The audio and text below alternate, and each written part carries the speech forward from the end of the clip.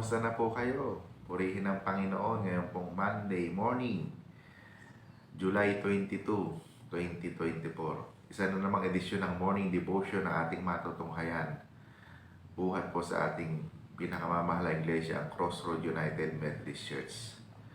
Ang ibabahagi ko sa umagang ito para sa araw ng Lunes ay may pamagat na ang pinakamahalagang utos. Makikita natin ito sa Matthew 22 verse 37 at 39. Ganito po ang sinasabi. Ibigin mo ang Panginoon mong Diyos ng buong puso, ng buong kaluluwa, at ng buong pag-iisip. Ibigin mo ang iyong kapwa, gaya ng pag-ibig mo sa iyong sarili. Nang tanungin si Jesus tungkol sa pinakamahalagang utos, ang tugon niya ay may dalawang direksyong tinatahak. Una, ang kautusan ay may vertical direction. Ano pong ibig sabihin nito, mga kapatid? Na inilalarawan ng isang linya na nagmumula sa itaas, pababa. Ito'y naglalarawan ng pag-ibig ng Diyos na kanyang ibinigay sa Israel sa kasaysayan. Ang naging kapahayagan ng Diyos ay ang kanyang pagliligtas sa Israel mula sa tiyak na kapahamakan mula sa Ehiptyo at sa pagbibigay niya ng kautusan sa bayan ng Diyos. Ang linya rin ito'y nagmumula sa baba paitaas na nagpapahayag ng karampatang katungkulan ng Israel sa pag-ibig ng unang ipinahayag ng Diyos para sa kanila. So, napakaganda po, no? Hindi lamang ito tumutukoy sa bansang Israel, but sa kanila nag-umpisa yung mga ganitong kapahayagan ng ating Panginoong Diyos. But ito rin ay tumutukoy sa bawat isa sa atin. Yung pag-ibig ng Diyos sa bawat isa sa atin nang ipagkaloob niya ang kanyang kaisa-isang anak upang sino mang sumampalataya sa kanya hindi mapahamak, kundi magkaroon ng buhay na walang hanggan. So, included din po tayo doon sa kapanahon ngayon na tayo rin ay minahal ng ating Panginoon tulad ng pagmamahal niya sa bansang Israel. So, pangalawa, ang kautusan ay may horizontal direction. Ano naman pong ibig sabihin nito? Ang pag-ibig na binabanggit sa kautusan at ni Jesus ay may sideward direction mula sa isang tao patungo sa kanyang kapwa. So, ang validation ng vertical na pag-ibig ay sa pamamagitan ng pagpapahayag ng pag-ibig na ito sa kanyang kapwa. Ang horizontal direction ay ng pag-ibig ay konkretong manifestasyon o kapahayagan ng pag-ibig ng Diyos.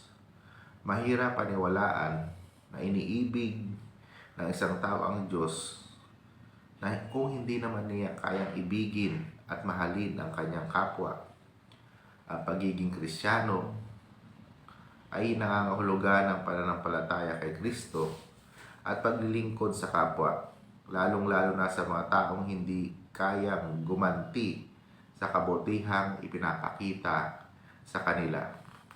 Isinugo ni Jesus ang mga Kristiyano sa buong sanglibutan upang magpatagpo nila ang mga nauuhaw, nagugutom at inaalipin. Kung naranasang nakikita ang pag-ibig sa kapwa, naroon din ang pag-ibig sa Diyos.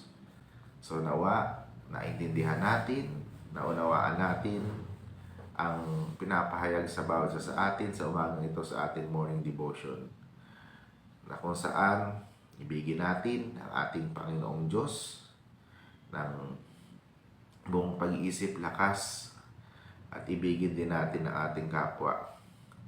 Dito na uuwi ang lahat ng mga kautusan, at nawa tulungan tayo ng Panginoon na maisagawa natin ito, ma-apply natin sa ating sarili upang ang Diyos, ating Panginoong Jesus, ay malugod sa bawat isa sa atin.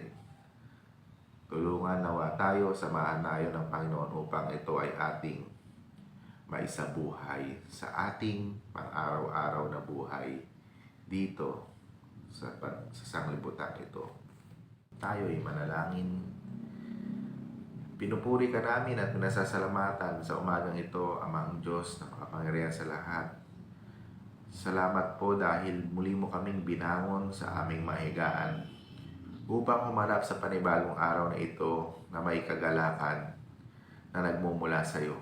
Salamat po sa iyong mga salita na aming napakinggan sa morning devotion.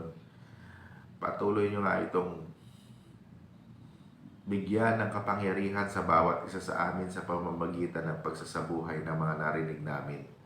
Salamat din po sa iyong mga anak na maagang gumising, nakibahagi sa programang ito. Patuloy nyo po silang samahan, patuloy nyo po silang pagpalain. At anuman po ang prayer ng kanilang heart ay patuloy nyo pong ipagkaloob sa kanila. Pagpalain nyo rin po ang lahat ng yung mga anak na papasok pa lamang sa tanggapan, opisina para na kanilang kinabibilangan. Samahan nyo po sila. Ganoon din po ang mga kapatid namin na may mga karamdaman. Pinagpipray po namin sila. Pagalingin niyo po sila, Panginoon, upang minsan pa mapatunayan nila ang tapat kang Diyos na tumawag sa kanila. Pinagpipray ko rin sa iyo ang iyong mga anak na nakakaranas ng mga pagsubok. Tulungan niyo po sila at nawat ay ma-overcome nila ito sa tulong mo. Pinagpipray ko rin sa iyo ang aming minamahal na bansa.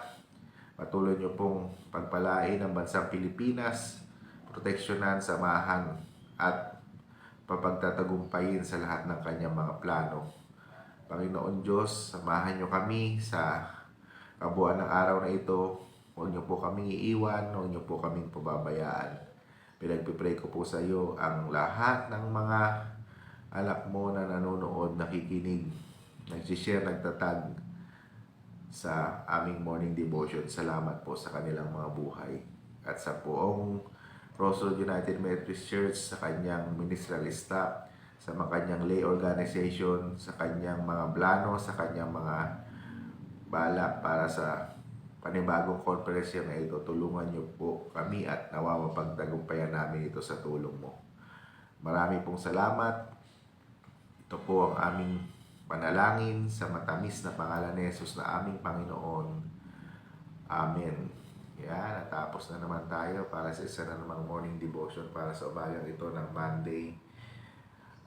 We pray na maging victorious tayo para sa araw na ito sa tulong ng ating Panginoon.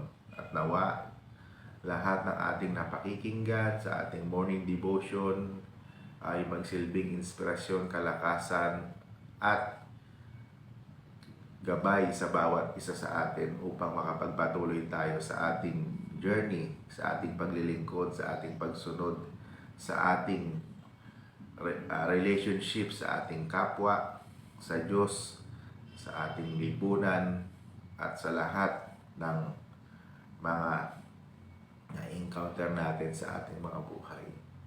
Nawa maging pagpapala tayo sa iba at nawa ay makita sa ating buhay na tayo nga ay mga lingkod ng ating Panginoon. So mula po dito sa Crossroad United Methodist Church, ngayon pong Monday morning, ito po ang inyong lingkod, Pastor Moses, kasama ang multimedia, ang workers